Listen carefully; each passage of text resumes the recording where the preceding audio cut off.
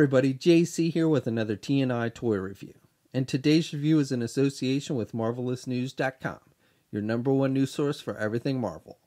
And for today's review, I'm going to be taking a look at the brand new Marvel Legends 6-inch Guardians of the Galaxy Volume 2 Mantis Build-A-Figure from Hasbro. Now the figures in this wave that you need to get in order to complete this Build-A-Figure include ExNihilo, Adam Warlock, Death's Head 2, all of which are comic book based figures. And then from the new movie we get another Star-Lord figure, Gamora, Rocket Raccoon with Kid Groot, and Nebula. And also let me just say a big thanks to the folks at Hasbro for sending me out these figures so I could review them for you guys. So once you have all the figures in the wave and you've gotten all the pieces for the Build-A-Figure, putting it together is pretty simple. First, you just take the torso piece and you pop on the head and it attaches with a ball joint, and it should pop on there pretty easily. You do want to be careful not to push on those antenna pieces too much because you could bend them, even possibly break them if you push too hard. You know, if you bent them, I mean, they're pretty flexible, but again, you don't want to put too much pressure when you're pushing that head down, so just be careful. And then you pop on the arms, and you just want to make sure you have the left arm in the left socket. Now this left arm I've had a little trouble getting in to fit tightly, but once you push hard enough and you kind of have to turn it, it should pop in there. Same with the right. The right arm's got the pointing finger, so it's pretty easy to tell. And then the legs, again, just attach with ball joints, so just make sure you have the left leg on the left side. And with this, because you've got this little skirt piece, the easiest way to do it is just to kind of slide the leg up from the bottom and then kind of push in. And it can take a little finagling, but you should be able to get it to push in. And once it snaps in, it does fit nice and tight. And then the same with the right leg. Okay, so here's a look at the Mantis figure fully assembled.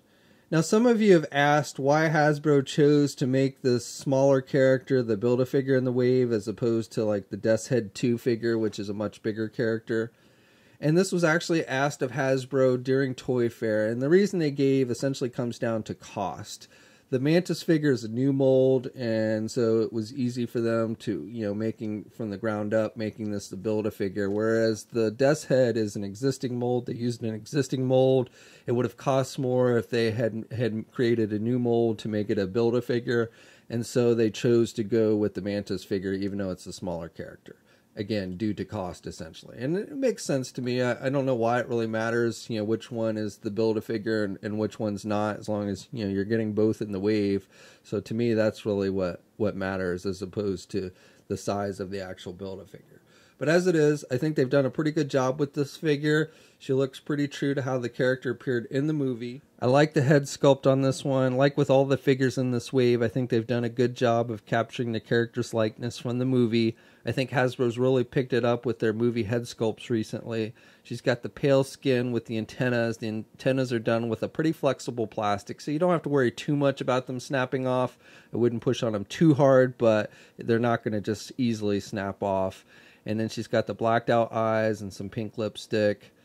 So overall, I think they've done a good job with the face sculpt and again, capturing the character's likeness from the movie. She's got the black hair with some green wash effect in it, and the hair, again, is done with that kind of flexible plastic, so you can kind of pull it away from her face. And then I like the detailing on the costume with the metallic green on the shirt, and then on the sleeves and down the legs and on the skirt piece, which again is done with that kind of flexible plastic. And I also like how they've sculpted in these lines on the costume to give it that kind of added texture. So you got that on the skirt piece and on the arms and on the legs as well. All of that is sculpted on there. It's not just painted. And then even I like how you've got like the wrinkles on the shirt and stuff, which look pretty true to how the costume appeared in the movie. And then for her hands, she's got the left hand, which is sculpted open, and the right hand, she's got the 2 fingers that are pointing out so she can touch people to sense their emotions.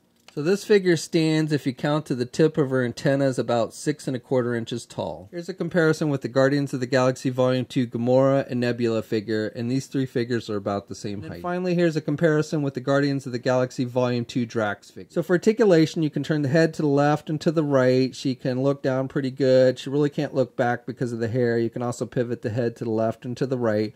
Arms attached with your standard ball hinge joint at the shoulder so she can get her arm out good. She's got good rotation there at the shoulder. She's got a bicep swivel at the sleeve, single hinged elbow so she can bend her elbow about that much, rotation at the wrist and hinges on the hand, so good up and down movement there. She's got a midsection joint so she can rotate there at the midsection. Can't crunch down very much, can look back a little bit, can also pivot to the left and right a little bit. No waist swivel. Legs are attached with ball joints so she can do the splits about that much. She can get her leg forward pretty good and can do her leg back about that much. She's got a thigh swivel, double jointed knee, so good bending there at the knee. She has a boot cuff swivel, hinges on the feet, so up and down movement with the feet, and she does have ankle pivot and 2 peg holes on the bottom of the feet. Okay, so that's my review. So overall, even though this is a smaller Build-A-Figure, I think Hasbro's done a really good job with it. I like the sculpting detail on it. I like the head sculpt. I think the paint applications are solid and it has good articulation. And if you're a fan of the Mantis character from the movie, I think this is a figure you'll definitely want to check out. Now this figure, along with the rest of the wave, has started to hit shelves. You can also pre-order it at Big Bad Toy Store, and it should be shipping from them any day now. We'll have a full image gallery up at marvelousnews.com. There'll be a link in the video description below. And as always, leave a comment. Let us know what you think.